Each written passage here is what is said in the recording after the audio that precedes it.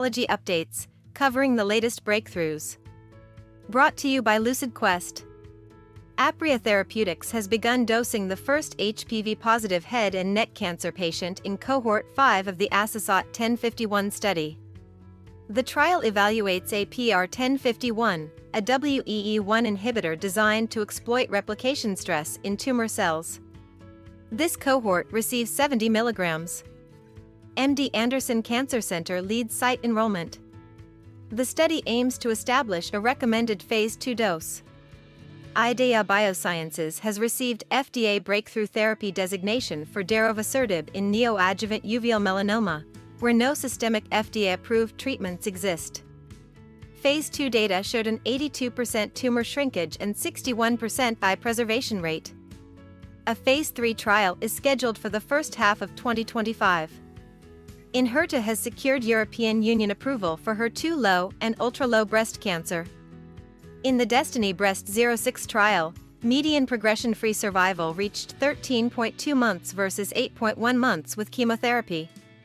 The approval enables earlier use in metastatic hormone receptor-positive, HER2-low disease and marks the first therapy approved for this subgroup.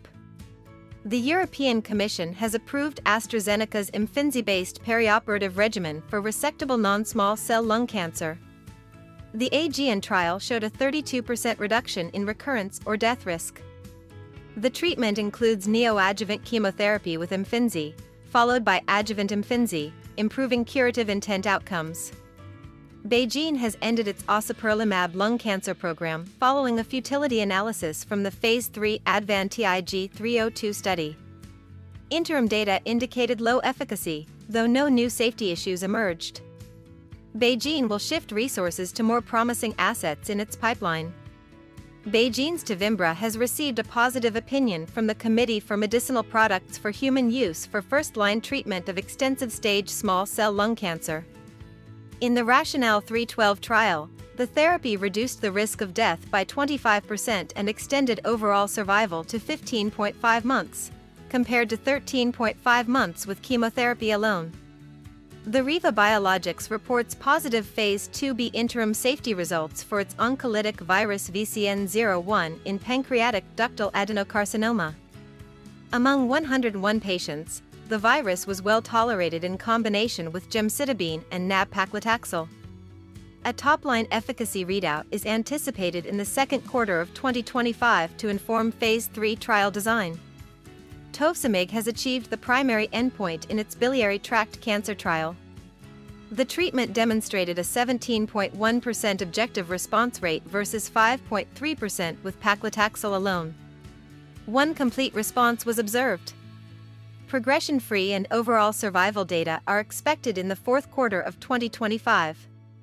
Corcept Therapeutics' relacorilant met both progression-free and overall survival endpoints in the Phase 3 ROSELLA trial for platinum-resistant ovarian cancer.